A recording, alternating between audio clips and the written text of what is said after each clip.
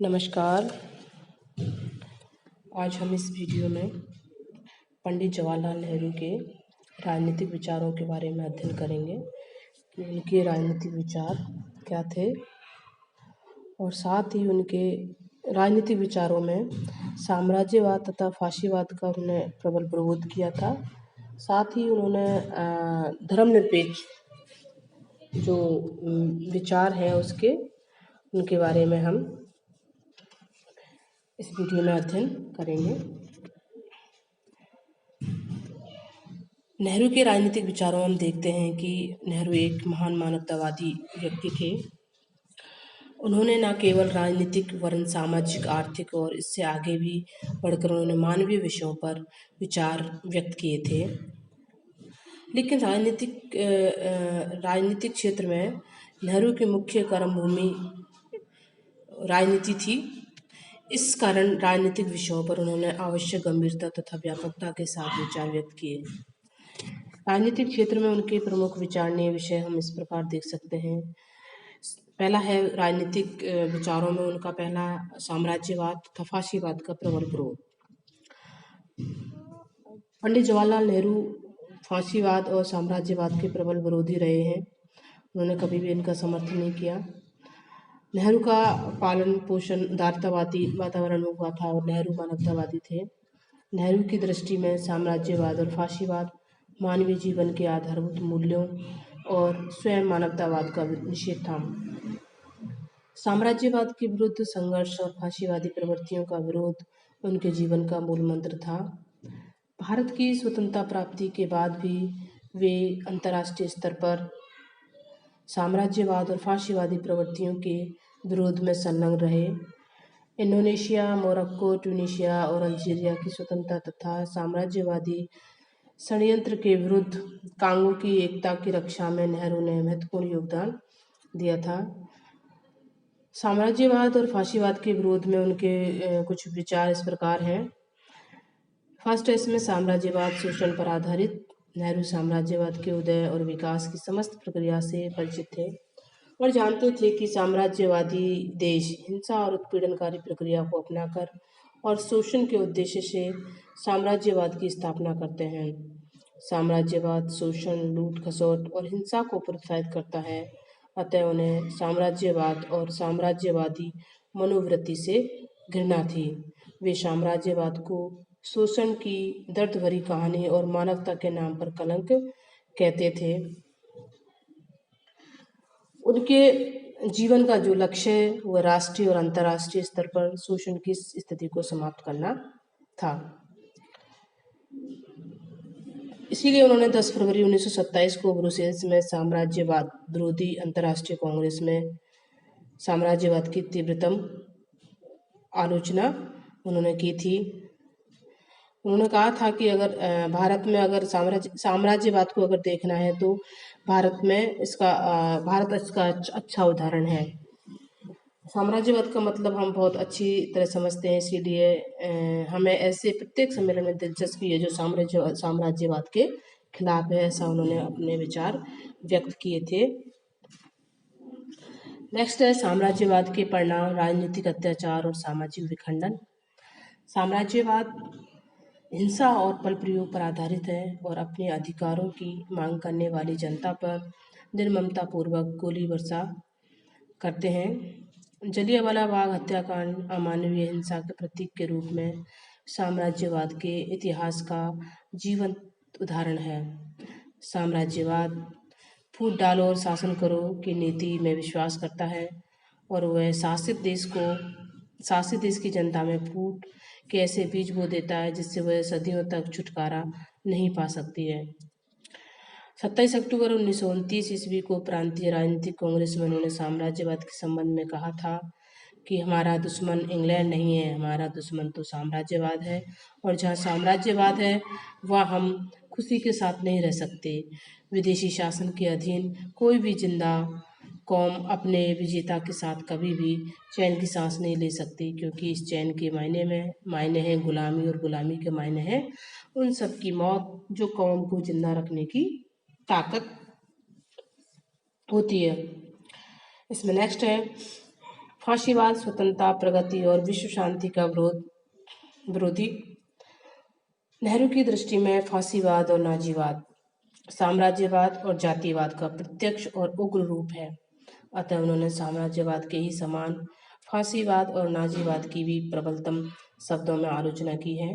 नेहरू प्रत्येक व्यक्ति की स्वतंत्रता के प्रबल समर्थक थे और जानते थे कि फांसीवाद अनुशासन के नाम पर नागरिकों की स्वतंत्रता का अपहरण करता है। फांसीवाद प्रगति विरोधी विचारधारा है, क्योंकि एक प्रगतिशील समाज में फांसीवादी व्यवस्थाओं को बनाए रख पाना संभव नहीं होता। फांसीवाद उग्र राष्ट्रवाद में विश्वास करता है और उग्र राष्ट्रवाद के नाम पर जनता को युद्ध के लिए प्रेरित करता है।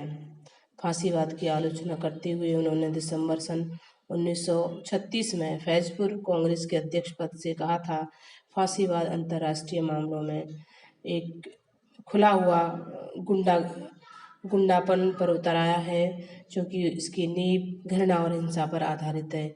इसीलिए अगर इसे रोका न गया तो लड़ाई की चिंगारी जरूर भड़क उठेगी। अगले वर्ष 1937 में लखनऊ के अपने अध्यक्षीय भाषण में उन्होंने प्रस्ताव किया कि अबिसिनिया के लोगों को सराहना और सहानुभूति का एक संदेश भेजा जाए, जो मुसोलिनी की फासिस्ट सेनाओं का वीरता से सामना कर रहे हैं। तो इस तरह से फांसीवाद के विरोध में उनके नेहरू जी के विचार थे। नेहरू जी हमेशा कहते थे कि जो फांसीवाद है वो स्वतंत्रता, प्रगति और विश्व शांति का विरोधी है। वो कभी भी ये नहीं चाहता कि व्यक्ति को उसकी व्यक्तिगत स्वतंत्रता प्राप्त हो या समाज प्रगति पर आगे बढ़ता चले जाए। नेक्स्ट उसने फांसीवाद के संबंध में कहा है कि फांसीवाद लोकतंत्र विरोधी है। जवाहरलाल नेहरू के लिए लोकतंत्र एक व्यवस्था का ही नहीं वरन विश्वास और आस्था का भी प्रश्न था। फांसीवाद अपने उदय, विकास और संपूर्ण प्रक्रिया में लोकतंत्र विरोधी दर्शन था। अतः नेहरू ने फांसीवाद की कठोरतम शब्दों में आलोचना और व्यवहार में प्रत्येक स्तर पर उसका विरोध किया। नेहरू के लिए लोकतंत्र जीवन और फांसीवाद मृत्यु का संदेश वाहक था। नेहरू फांसीवाद के ऐसे प्रबल विरोधी थे कि जिस समय मुसोलिनी अपनी ख्याति के चरम शिखर पर था, उस समय नेहरू ने मुसोलिनी से मिलने के प्रस्ताव को अस्वीकार कर दिया था।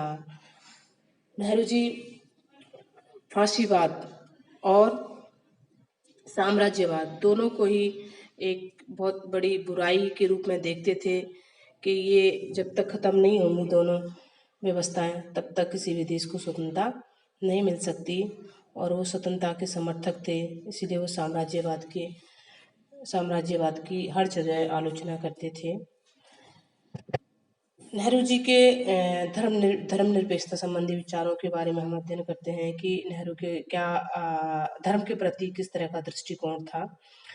तो कुछ पक्षों द्वारा ये समझा जाता है कि नेहरू के मन मस्तिष्क में धर्म और ईश्वर के प्रति कोई आस्था नहीं थी, लेकिन नेहरू नास्तिक कुछ लोग ये सोचते थे कि नेहरू नास्तिक थे और धर्म के प्रति अनादर भाव उनके चिंतन और स्वभाव का एक अंग था। वे अपने आत्मकथा में उद्धत करते हैं कि भारत में तथा अन्यत्र भी धर्म या कम से कम संगठित धर्म को देखकर मुझे अत्यंत घृणा होती है और मैंने प्राय इसकी भर्त्सना की है तथा इसको पूर्णतया नष्ट कर देने की इच्छा की है। ऐसा प्रतीत होता है कि इसने धर्म के संगठित स्वरूप ने प्राय सदैव अंधविश्वास, प्रतिक्रिया, शोषण और विशेष हितों को ही प्रश्रय दिया है। ऐसा उन्होंने अपनी आत्मकथा में विचार प्रकट किए थे। नेहरू जी एक महान मानवतावादी होने के कारण वर्तमान युग में नैतिकता की बहुत आवश्यकता महसूस करते थे। वस्तुतः वे ऐसे ईश्वर की तलाश में थे जो उनके मानवतावादी लक्ष्य के अनुकूल हो। नेहरू जी ने एक स्थान पर स्पष्ट लिखा है कि हम इसको कोई भी नाम क्यों ना दें, यह मानना पड़ेगा कि ये एक ऐसी वस्तु है जिसकी सत्ता है, जिसमें असलियत है, उसी तरह जैसे जिंदगी मौत के मुकाबले में असलियत है, हालांकि इसका प्रत्यक्ष पता नहीं लगता है। हम में से ज़्यादातर उस अदृश्य वेदी पर किसी न किसी ईश्वर की पूजा करते हैं और उसे कोई भेंट चढ़ाते हैं। ये कोई भी आदर्श हो सकता है। नेहरू धर्म और ईश्वर के प्रति सच्चे अर्थों में आस्था रखते थे। सत्य और करुणा के आध्यात्मिक मूल्यों में उनकी गहरी आस्था थी। उनके जीवन दर्शन में वे समस्त तत्व विद्वान थे जिन्हें महात्मा गांधी ने धर्म का सार बतलाया था। अंधविश्वासपूर्ण प्रथाएं और रूढ़ियां उनके लिए धर्म न थी। जीवन के प्रति उनका समस्त दृष्टिकोण वैज्ञानिक था और उनकी आस्था धर्म के वैज्ञानिक अर्थात मानवतावादी स्वरूप में ही थी। धर्मनिरपेक्ष दृष्टिकोण जो नेहरू जी ने जो अपनाया था, ईश्वर और प्राकृतिक सत्ता में पूर्ण विश्वास रखते हुए नेहरू किसी धर्म विशेष के प्रति समर्पित नहीं थे। वे तो सभी धर्मों के प्रति समान सम्मान भाव रखते थे और सभी धर्मों के सार रूप मानवतावाद के प्रति समर्पित थे। उन्होंने धर्मनिरपेक्षता के अर्थ को स्पष्ट करते हुए कहा था कि इसका अर्थ धर्महीनता नहीं है। इसका अर्थ सभी धर्मों के प्रति समान आदर भाव तथा सभी व्यक्तियों के लिए समान अवसर है। चाहे कोई भी व्यक्ति किसी धर्म का अनुयायी क्यों ना हो, इसलिए हमें अपने दिमाग में अपनी संस्कृति के इस आवश्यक पहलू को सदा ध्यान रखना चाहिए जिसका आज के भारत में सबसे अधिक महत्व है। उन्होंने घोषणा की थी कि हम देश में किसी भी प्रकार की सांप्रदायिकता सहन नहीं करेंगे। हम एक ऐसे धर्मनिरपेक्ष राज्य का निर्माण कर रहे हैं जिसमें प्रत्येक धर्म तथा मत को पूरी स्वतंत्रता तथा समान आदर भाव प्राप्त होगा और प्रत्येक नागरिक को समान स्वतंत्रता तथा समान अवसर की सुविधा उपलब्ध होगी। धर्मनिरपेक्षता देश की एकता का आधार के संबंध में हम उनके विचारों को देखते हैं कि नेहरू को मानव इतिहास तथा भारतीय इतिहास से बड़ा लगाव था। इतिहास के अपने अध्ययन के आधार पर वे इस निष्कर्ष पर पहुंचे थे कि फूट और सांप्रदायिकता के विष ने इस देश की संस्कृति और गौरवशाली परंपराओं को बड़ी हानि पहुंचाई है। उनके अनुसार फूट और सांप्रदायिकता की इन शक्तियों को पराजित करने का मार्ग यही हो सकता है कि हम धार्मिक मतांतरों से ऊपर उठकर सभी धर्मों के प्रति समान आदर भाव अपना लें। इस प्रकार उनके लिए धर्मनिरपेक्षता देश की एकता का मार्ग है और मूल आधार था। इसी दृष्टि से उन्होंने धर्मनिरपेक्षता का मार्ग अपनाया और देश के संविधान द्वारा भारत के लिए धर्मनिरपेक्षता के मार्ग को चुना।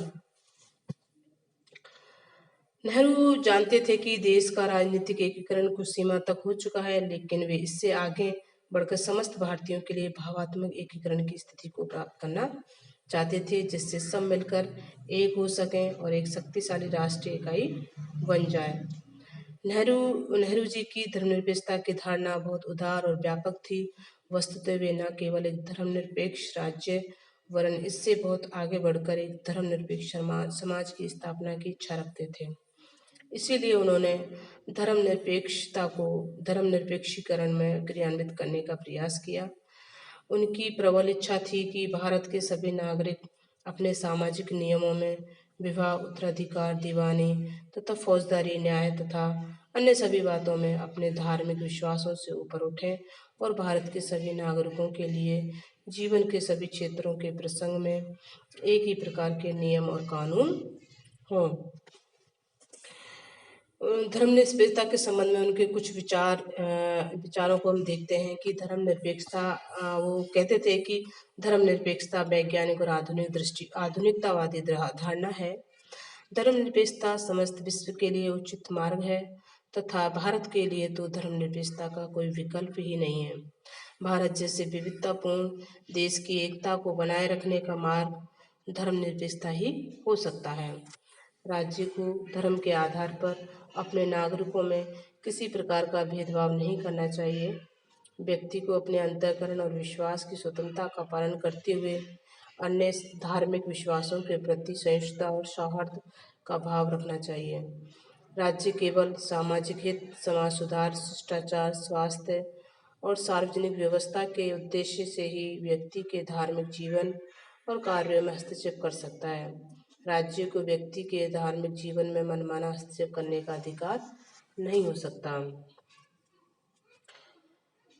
धर्मनिरपेक्षता धार्मिक कट्टरता का निषेध करती है।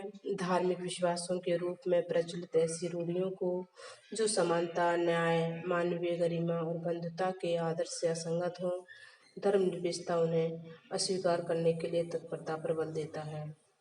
सामाजिक जीवन में सांप्रदायिक सद्भाव को सुनिश्चित किया जाना चाहिए, जिससे विभिन्न धर्मों के अनुयायी सद्भाव के साथ रहते हुए राष्ट्रीय जीवन में समान रूप से योगदान दे सकें। धर्मनिरपेक्ष दृष्टिकोण को सामाजिक जीवन के अन्य क्षेत्रों में भी अपनाया जाना चाहिए। जीवन के सभी क्षेत्रों में दृष्टिकोण धार्मिक मान्यताओं के आधार पर नहीं, वरन विवेक सम्मत, वैज्ञानिक और मानवीय आधार पर निर्धारित किया जाना चाहिए। ये थे पंडित जवाहरलाल नेहरू जी के धर्मनिरपेक्षता संबंधी विचार। वो किसी भी धर्म विशेष के प्रति उनका लगाव नहीं था, सभी धर्मों के प्रति उनका समान सम्मान था, समान भाव रखते थे, वो समान आदर रखते थे और सभी सांप्रदायिक वो सभी धर्मों को एक साथ लेके चलते थे। किसी भी धर्म विशेष के प्रति उनका कोई विशेष लगाव नहीं होने के कारण उन्होंने धर्मनिरपेक्षता के संबंध में अपने विचार व्यक्त किए थे।